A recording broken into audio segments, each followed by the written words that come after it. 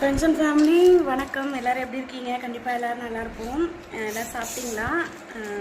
என்ன தான் சிரித்து ரசித்து டான்ஸ் பண்ணி வீடியோ போட்டாலும் மனசளவுலேயும் உடம்புலையும் எவ்வளோ ஒரு பிரச்சனை பார்த்தீங்களா?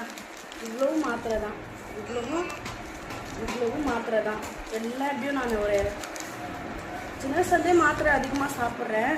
இந்த வீடியோ நான் இது எதுக்கு போடுறேன்னா, நிறைய பேர் வந்து குண்டு குண்டு குண்டுன்னு சொல்கிறாங்க. குண்டு குண்டு நீ எவ்வளோ தின்னுவ, குண்டு நீ எவ்வளோ தின்னுவ, அப்படி எவ்வளோ அரிசி, எத்தனை கிலோ அரிசி அப்படின்னு நிறைய பேர் கேட்குறாங்க. ஒரு பெண் வந்து சரி, ஒரு ஆணும் சரி, அவங்களோட வந்து வாழ்க்கை வந்து முறைகள் வந்து மாறும்போது அவங்க உடல் ரீதியாகவும் மன ரீதியாகவும் மாற்றங்கள் ஏற்படும். அவங்களே அவங்க கஷ்டத்தை தாங்கிட்டு வாழ்ந்துட்டு இருக்கும்போது இதில் வந்து பார்க்குறவங்க குண்டு குண்டு ஏன் இவ்வளோ குண்டா இருக்க, எப்போ உடம்பு குறைப்ப அப்படின்னு தயவுசெய்து யாரையும் கேட்காதீங்க. நீங்கள் கேட்க கேட்க இன்னும் தான் அவங்களுக்கு டிப்ரெஷன் அதிகமாக இருக்கும். அவங்க மனசுக்குள்ளே ஆல்ரெடி புழுங்கிட்டு கஷ்டப்பட்டுக்கிட்டு கவலைப்பட்டுக்கிட்டு தான் வெளியே வருவாங்க. அவங்களையே நீங்கள் பார்த்து பார்த்து திருப்பி குண்டு குண்டா இருக்கே குண்டா இருக்கே குண்டா இருக்கேன்னு நீங்கள் நல்ல விதமாக அவங்க மேலே இருக்கிற அக்கறையில் நீங்கள் கேட்குறீங்க. பட் ஆனால் அவங்களுக்கு அது ரொம்ப பெரிய பாரத்தை கொடுக்கும். அவங்க எந்த விதமாக வந்து குண்டாகுறாங்க, அவங்க எதனால குண்டா இருக்காங்க, ஃபஸ்ட்டு எப்படி இருந்தாங்க, இப்போ எப்படி இருக்காங்க.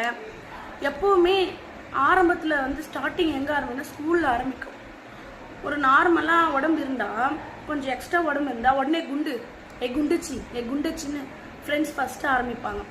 அடுத்தது ஒரு காலகட்டத்துக்கு போனால் ஆஃபீஸில், அப்படியே கொஞ்சம் போனால் ரிலேட்டிவில் சர்க்கிளில்.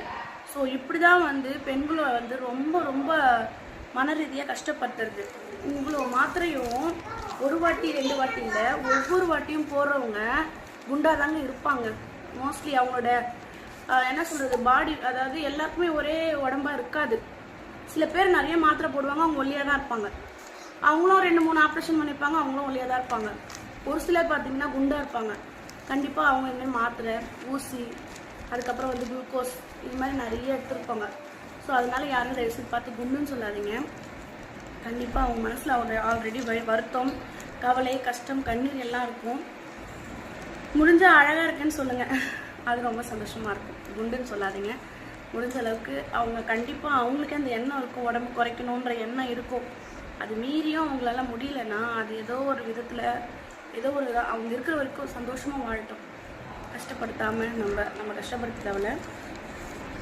ஸோ ரொம்ப பிரிஸ்காக நான் இதை வந்து உங்ககிட்ட சொல்கிறேன். ஸோ நீங்கள் இதை ஹாப்பியாக எடுத்துக்கோங்க, அவங்க மனசை கஷ்டப்படுத்தாதீங்க. ஒரு சிலர் ஜாலியாக எடுத்துப்பாங்க, ஒரு சிலர் கவலைப்படுவாங்க. ஸோ அந்த கவலைப்படுற உள்ளம் கவலைப்படாதீங்க. நம்ம எப்படி இருந்தாலும் நம்ம அழகு தான், நம்ம போல்டாக இருப்போம், ஹாப்பியாக இருப்போம். எவ்வளோ தான் கஷ்டத்தில் நம்ம இருந்தாலுமே கண்டிப்பாக ஒரு நாள் நல்லா இருக்கும்ன்ற எண்ணத்தை மட்டும் மனசில் வச்சுக்கோங்க. அதுக்காக கஷ்டப்படுங்க, உழைச்சதான் முன்னேற முடியுமே தவிர வீட்டில் உட்காந்துட்டு ஃபோனை பார்த்துட்டுனா கண்டிப்பாக நடக்காது. முடிஞ்ச அளவுக்கு ஹார்ட் ஒர்க் பண்ணுங்கள், எங்கே போனாலும் பார்த்து போயிட்டு வாங்க. Be safe and be driving always, அதெல்லாம் உங்களுக்கு சொல்லுவேன். குழந்தைங்களை பத்திரமா பார்த்துக்கோங்க. நன்றி, வணக்கம், குட் நைட்.